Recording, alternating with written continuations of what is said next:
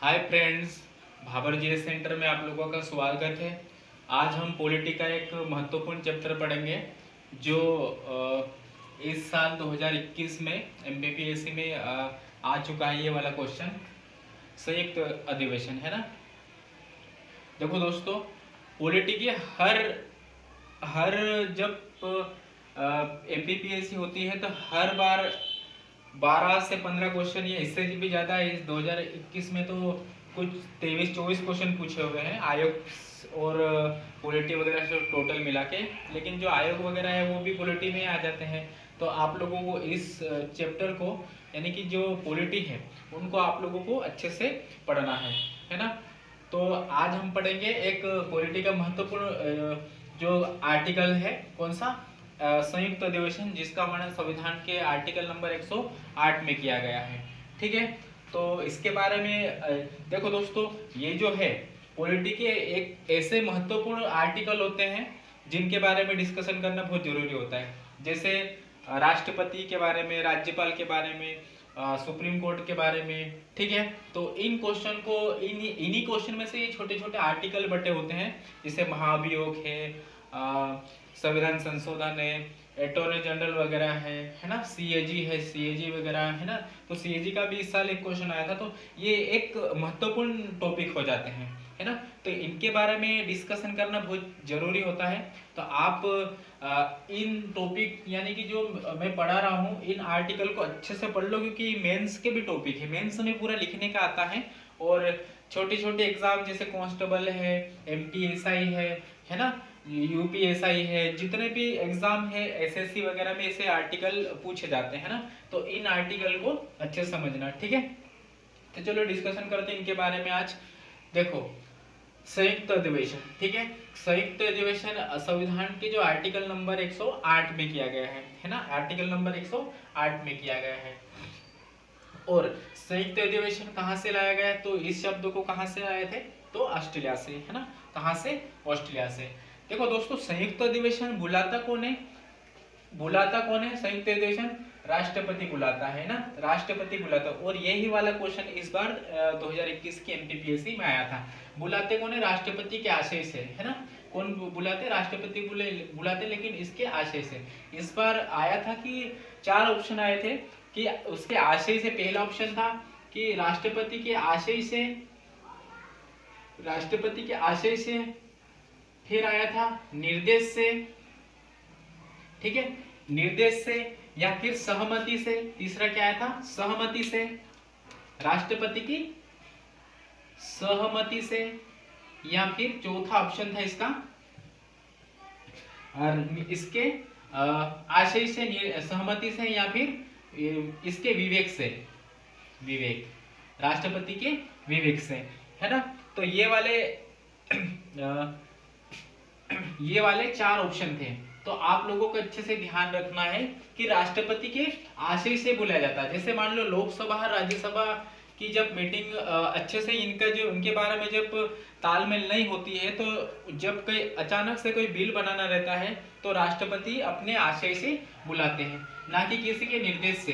किसी के निर्देश से यानी प्रधानमंत्री की बात थोड़ी ना मानेंगे, ठीक है, प्रधानमंत्री की बात थोड़ी ना मानेंगे, राष्ट्रपति निर्देश थोड़ी देंगे, क्योंकि वो तो लोकसभा के अध्यक्ष वगैरह, इनके सब मिली जुली हो सकती है ना बात। तो इसलिए निर्देश से नहीं, किसी के निर्देश से नहीं आते हैं। ठीक है, तो ये वाला भी ऑप्शन क्या रहेगा, गलत रहेगा। सहमति से, किसी की सलाह भी नहीं लेंगे, अपने आप से बुलाएंगे वो तो।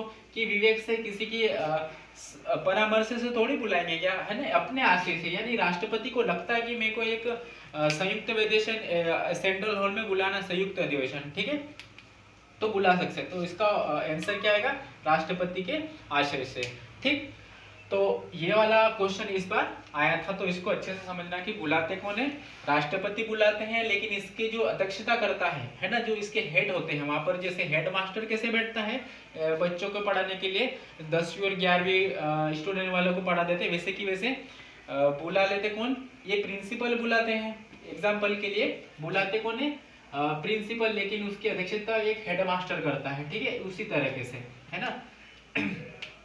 ये राष्ट्रपति को मान लो एक क्या प्रिंसिपल, उस स्कूल का प्रिंसिपल, और अध्यक्ष को जैसे मान लो हेडमास्टर, ठीक है, वो इसकी अध्यक्षता कर लेते हैं।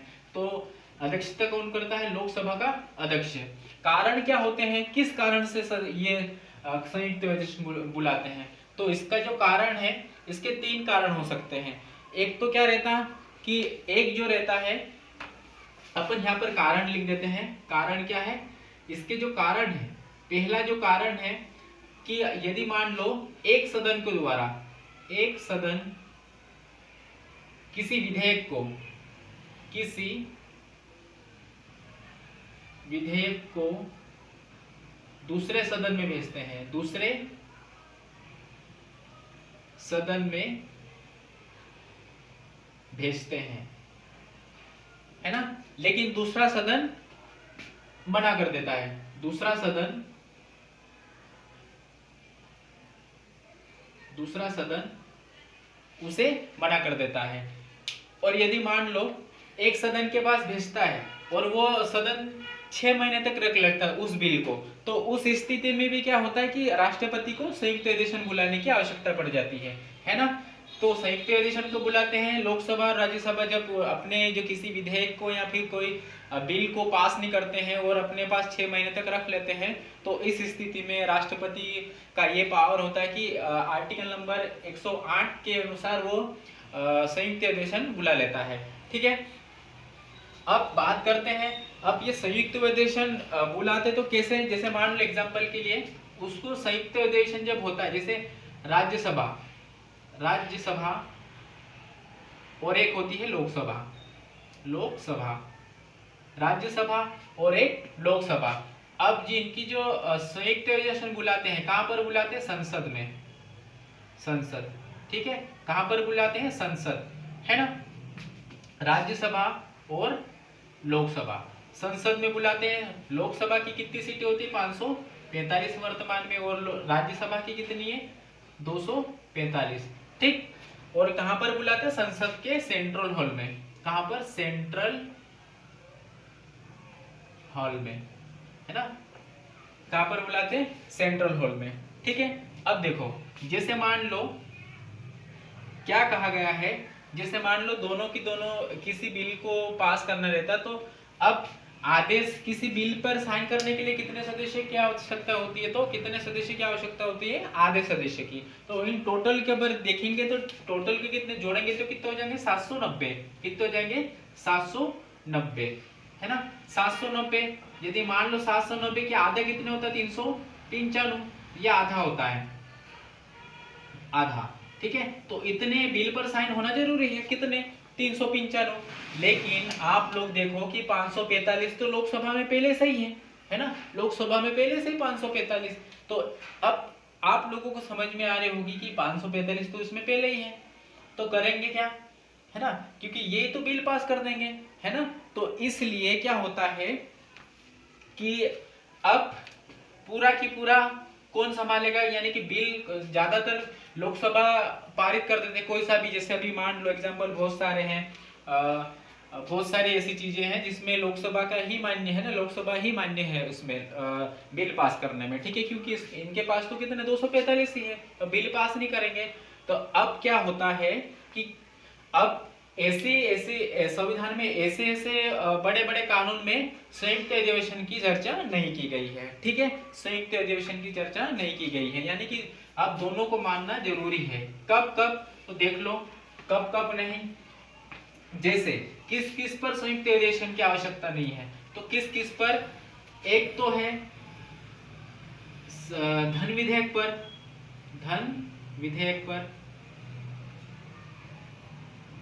पर, दूसरा संविधान